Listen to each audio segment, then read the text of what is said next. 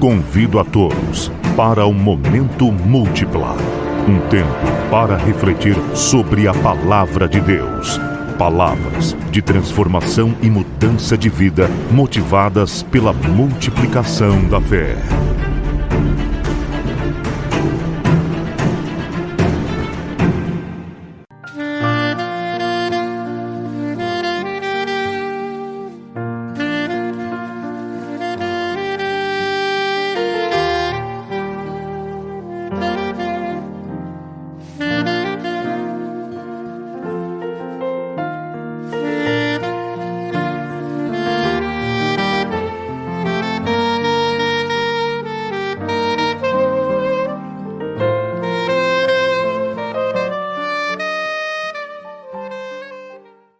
Amados, chegamos na múltipla, a multiplicação da palavra de Deus. Aquele momento que vem trazer para você uma palavra para que você reflita, para que você possa colocar em prática, de fazer uma página em branco virar exatamente a vida que Deus projetou para você, né? Então, amados, eu quero dizer para vocês hoje algo tão simples. Eu quero dizer para você algo hoje tão simples, tá? Tão simples, que é a fidelidade de filho. A fidelidade de filho. Se nós somos filhos de Deus, nós temos que ter fidelidade para Ele. Eu sei, amados, que muitos falam, mas eu tenho fé. A fé é muito importante em nosso relacionamento com Deus. Claro que é, todo mundo sabe disso.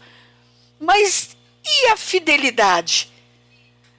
Amados, tanto sabemos que a fé é importante, que em Hebreus 11:6 está que sem fé é impossível agradar a Deus, não é mesmo? Em Lucas 16:10 nós vemos também que quem é fiel no mínimo também é fiel no muito, quem é injusto no mínimo também é injusto no muito. Mas eu quero dizer além para você, além. Eu quero falar hoje de confiança e fidelidade. Porque fé em Deus e lealdade à sua palavra são aspectos que é essencial do caminho de vida das Escrituras da quem anda na palavra de Deus. Porque no Novo Testamento as palavras fé, fidelidade e sinceridade são todas derivadas de uma única palavra, da palavra grega pistis. Mas eu não venho te trazer grego aqui, não venho te trazer grego nem troiano, nada disso, muito menos hebraico.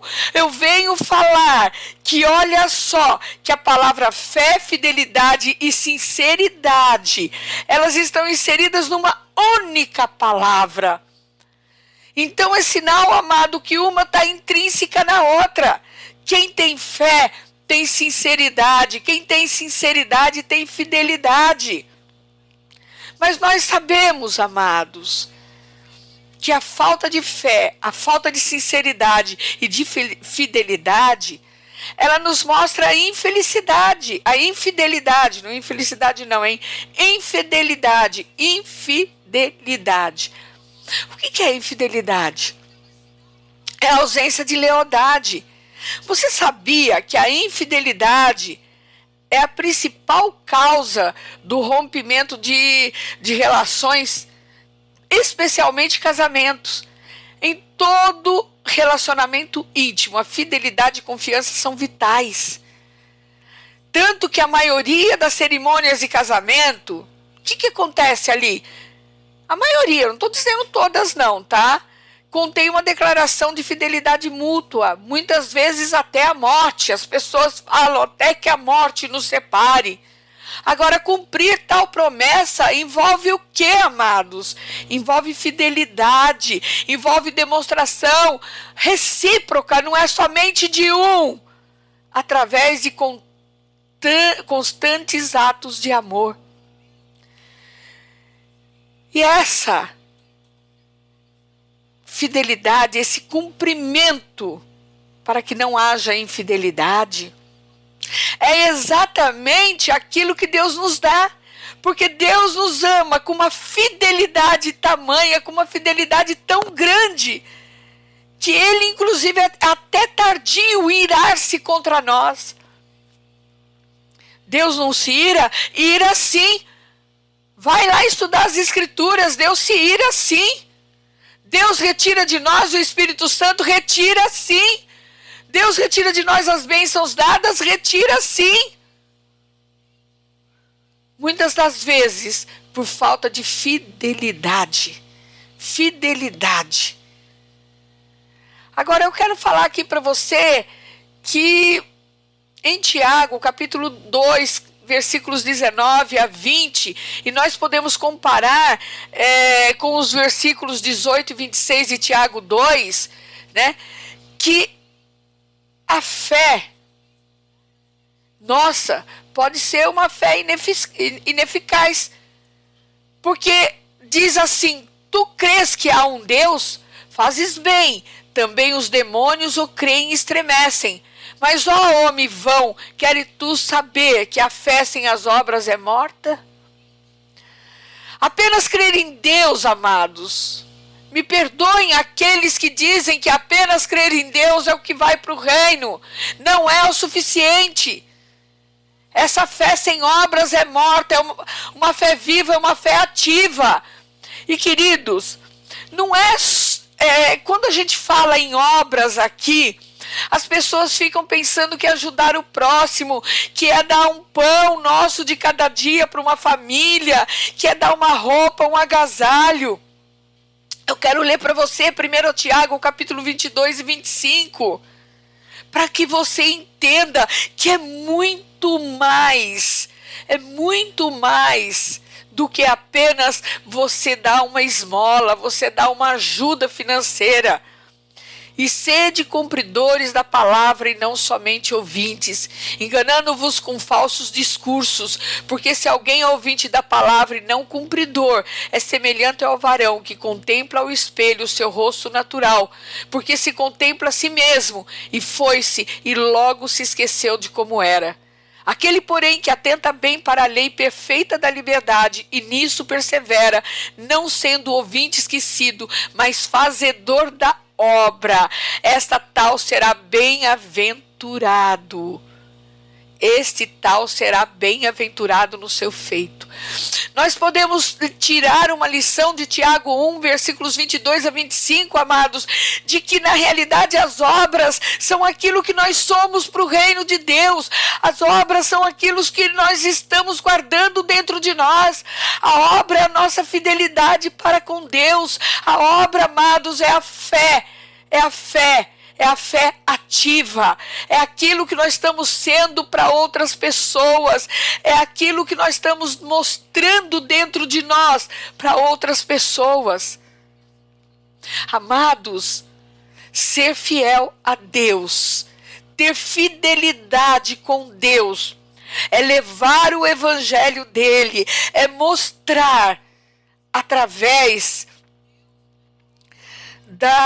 do amor que ele nos deu, o quanto nós o amamos através da nossa vida.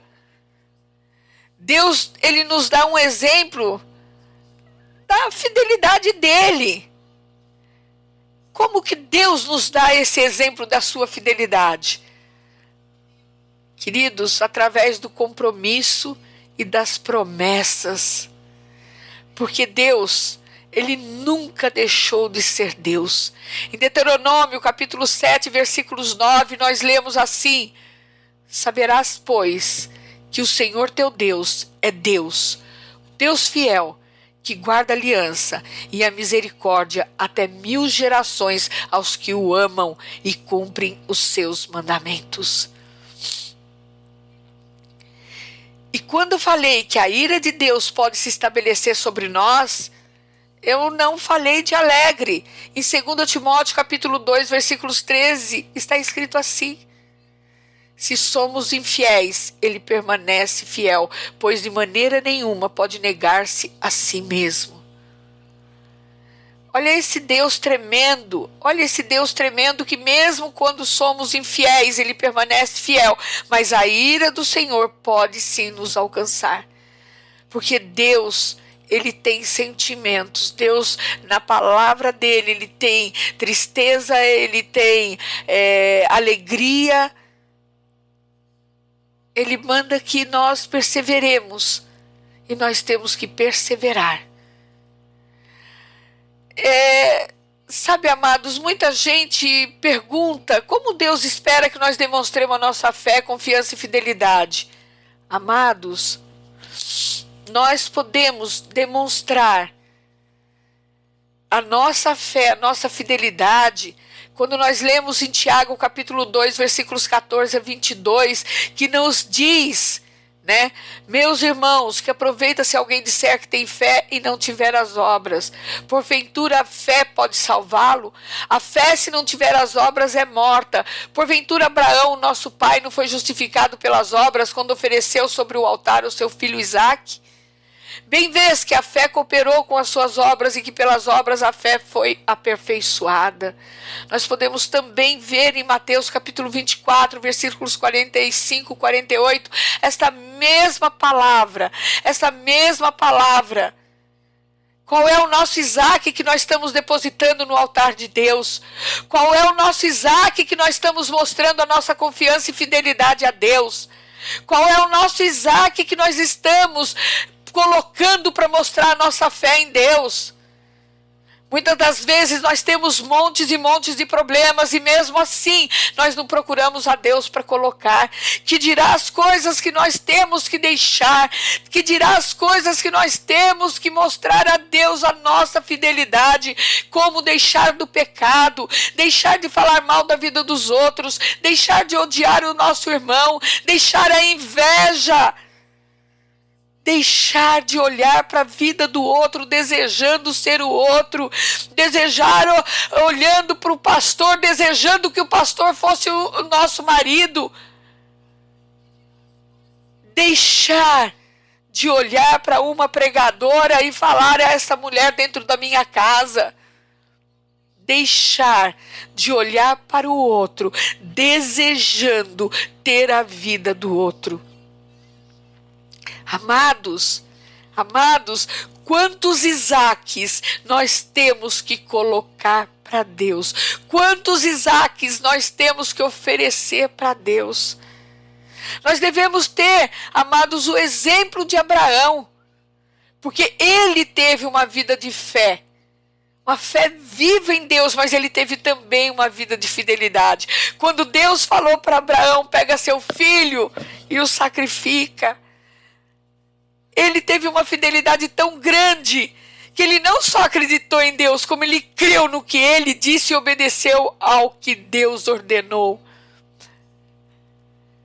Ele sabia que se Deus imolasse Isaque, Deus iria restituir a vida de Isaque. Ele esperou 100 anos para ter um filho. Ele sabia que Deus não iria derrubar no único momento de imolação a Isaque a promessa dele. Ele sabia que Deus é fiel. Ele esperou em Deus e não duvidou do seu coração. E uma vez que Deus é fiel a nós, amados, Ele espera que também sejamos fiéis a Ele. E eu posso te dizer que Ele espera que acreditamos em sua fidelidade. Ele quer que nós confiemos nele com um coração leal, com um coração fiel. Em Gênesis capítulos 26, versículo 5, está escrito: Abraão me obedeceu e guardou meus preceitos, meus mandamentos, meus decretos e minhas leis.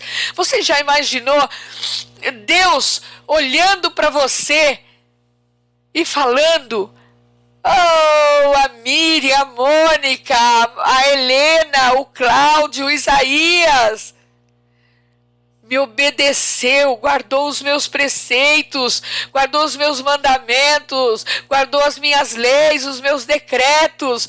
Olha, você já imaginou Deus olhando para nós e falando, olha, eles têm a fidelidade dos 2 maiores mandamentos para cumprir todos os outros. Olha, eles amam a mim como a eles mesmos, eles amam o próximo como a eles mesmos. Olha, eles não desejam o que o próximo tem. Olha, eles não têm preguiça. Olha, eles não têm inveja. Olha, eles me amam, eles se cuidam. Olha, oram pelos outros. Amados, desta forma nós podemos viver um caminho de vida que agrada a Deus como Abraão fez. E como verdadeiro cristão, ter um caminho de vida com Deus. E sabemos que o que Ele espera de nós é que nós mostremos a nossa fé com ações e obras. Ações e obras, ações de fidelidade e obras de levar a Tua palavra. A nossa vida, na realidade, ser um livro, uma página para quem está vendo, para quem está lendo. Esse era o caminho de vida de Abraão. E essa tem que ser o nosso caminho. Porque se você não tiver uma vida de fidelidade com Deus, se você for infiel a Deus, amado, sabe o que vai acontecer com você? Eu tenho que trazer aqui, não é uma reflexão boazinha, bonitinha, uma reflexão positiva que eu tenho que trazer para você. Eu tenho que trazer uma reflexão com os senões, com os que se também. Em Apocalipse capítulo 21, versículo 8 está escrito: mas os covardes, os incrédulos, os depravados, os assassinos, os que cometem imoralidade sexual, os que praticam feitiçaria, os idólatras e todos os mentirosos, o lugar deles será no lago de fogo que arde com enxofre. Esta é a segunda morte. Ontem eu estava até conversando com uma pessoa e essa pessoa me falou, e eu vou até fazer um estudo sobre isso, que aqueles que morreram e não foram julgados, aqueles que morreram em Cristo não serão mais julgados. Eu sinto te dizer, você que está com esse pensamento, amados, a palavra de Deus é clara quando todos passarão pelo julgamento, pelo grande julgamento. Todos passarão pelo julgamento, tanto que começará com aqueles que estão dormindo. Eu creio que da morte ele será chamado, ele será julgado. Oh, queridos, não se deixe enganar por trechinhos que você vê na Bíblia, que você lê, que você ouve. A palavra de Deus é clara dentro de um texto com contexto. Miriam, eu não entendo o que é português. Miriam, me esclarece, eu vou esclarecer. Quando você lê um texto, amados, você tem que pegar o contexto desse texto. O que é o contexto? Saber para quem ele foi escrito, o momento que ele foi escrito, quem escreveu estava passando.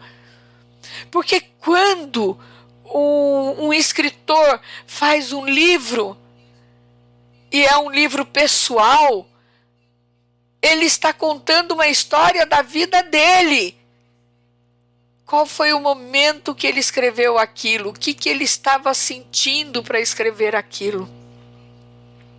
Quando Deus permitiu que o Espírito Santo revelasse para homens a sua palavra, a Bíblia foi escrita por judeus, a Bíblia foi escrita por hebreus, por um povo hebreu que estava passando certas necessidades. Então, na realidade, o texto sempre vai ter o contexto daquilo que vivia naquele momento o povo.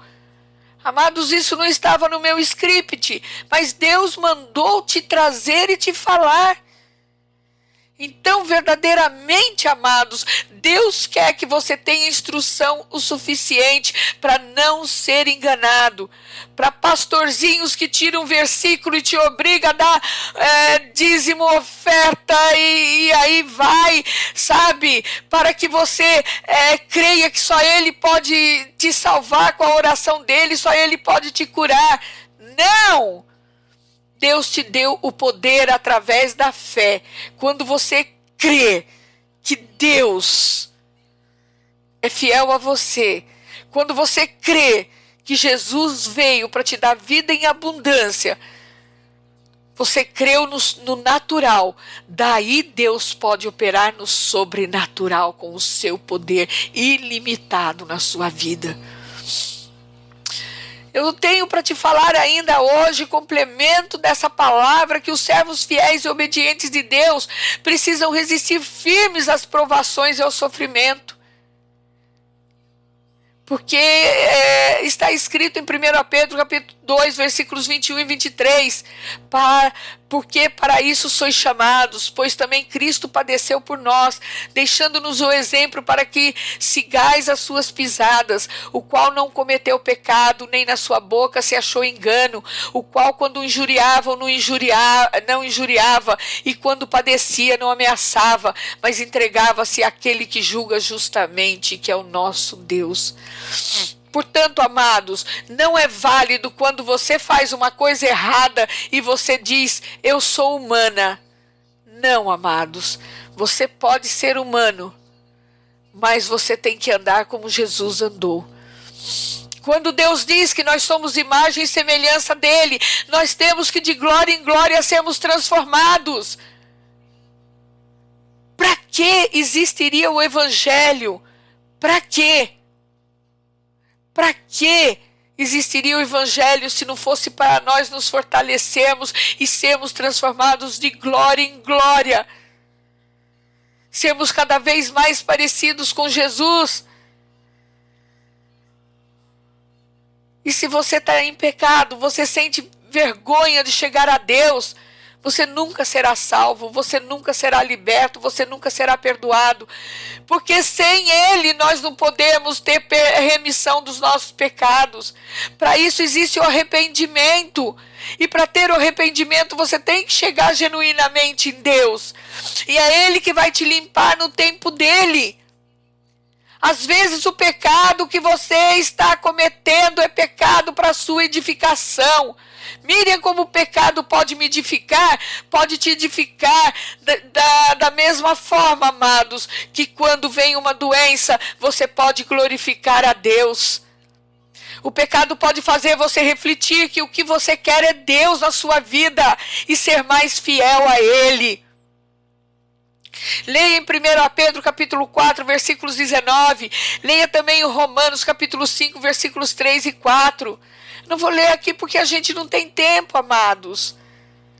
Nós temos que colocar Deus em primeiro lugar. E para isso, amados, para colocar Deus em primeiro lugar, a exigência é muito grande. A exigência é muito grande. Exige fé e sacrifício.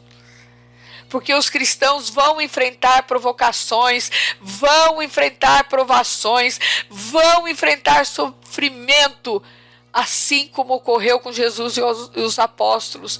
Jesus diz, Senhor, não os tirai-vos deste mundo, mas assim como eu venci o mundo, que eles vençam também. Olha que Deus magnânimo, Ele sabia que não era nos tirar aqui. Agora eu quero te trazer a luz da verdade. 1 Pedro capítulo 5, versículos 6 a 10. Onde Pedro diz o seguinte: humilhai-vos, pois, debaixo da potente mão de Deus, para que a seu tempo vos exalte, lançando sobre ele toda a vossa ansiedade, porque ele tem cuidado de vós. Sede sóbrios, vigiai, porque o diabo, vosso adversário, anda em derredor, bramando como leão, buscando a quem possa tragar, ao qual resisti firmes na fé, sabendo que as mesmas aflições se cumprem entre os vossos irmãos no mundo. E o Deus de toda a graça que em Cristo Jesus vos chamou à sua eterna glória, depois de haverdes padecido um pouco, Ele mesmo vos aperfeiçoará, confirmará, fortificará e fortalecerá. Então, amados, nós entendemos aqui que não somos só nós que estamos passando isso, os nossos irmãos no mundo inteiro está passando por luta com o pecado, está passando por luta com a miséria, está passando por a luta das desesperanças, da infidelidade com Deus, Mas o Deus que nos chamou à sua eterna glória, nós vamos padecer só um pouquinho, porque Ele mesmo irá nos aperfeiçoar, Ele mesmo nos confirmará, Ele mesmo nos fortalecerá e nos fortificará. Amados, uma fortificação não é igual a fortalecer. Fortificação é quando nós tomamos a palavra de Deus e nos tornamos fortes para aceitar que somos fortalecidos por Ele. Agora, eu queria que você entendesse que há uma diferença importante nas tribulações de um cristão. Os servos de Deus, aqueles que são fiéis, entendem que as suas provações e sofrimentos podem ajudá-los a edificar e fortalecer o seu caráter. É o que eu estava falando, amados. Às vezes você está sofrendo aí por um pecado que você está fazendo, mas Deus está te justificando através desse pecado. Deus está te orientando e Deus está ganhando a sua fidelidade através disso que você está passando hoje. Porque nós sabemos, como está escrito em Romanos, todas as coisas cooperam para o bem daqueles que amam a Deus, daqueles que são chamados segundo o seu propósito. Nunca tenham dúvida disso, meus amados. Nunca tenham dúvida, porque é Deus que nos fortalece. É Ele que nos chamou. E tem um propósito nesse chamamento. Mesmo aqueles que não pregam, tem que saber que a sua vida é uma pregação, a sua vida é um livro. A partir do momento que você diz que é cristão, a sua fidelidade está sendo provada por alguém que quer também a mesma vida que você. E mesmo que você esteja passando por provações e sofrimentos, nós devemos enxergar como 1 Pedro capítulo 4, versículos 12 e 14. Amados, não estranheis o fogo ardente que surge no meio de vós, destinado a provar-vos, como se alguma coisa extraordinária vos estivesse acontecendo. Pelo contrário, alegrai-vos na medida em que sois participantes dos sofrimentos de Cristo, para que também, na revelação da sua glória, vos alegreis exultando. Se pelo nome de Cristo sois injuriados, bem-aventurados sois, porque sobre vós reposa o Espírito da glória de Deus, o Espírito Santo.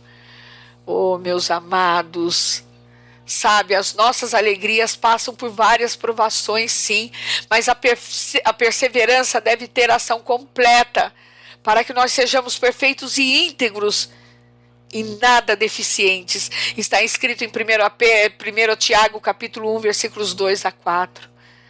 Aqueles que creem na fidelidade de Deus sabem que podem confiar nele. Porque a partir do momento que nós confiamos em Deus, Ele age a nosso favor. Aqueles que creem na fidelidade de Deus sabem que quando Deus intervém em suas provações, Ele faz isso pensando no nosso bem-estar. E segundo o seu grande propósito, porque todos nós temos propósitos aqui, debaixo do céu e da terra. Ele não criou a bel prazer, Ele não criou você só para nada. Os que confiam na sabedoria e na justiça de Deus e estão dispostos a sofrer para provar isso, são os vencedores. Sabe, amados, eu já estou terminando.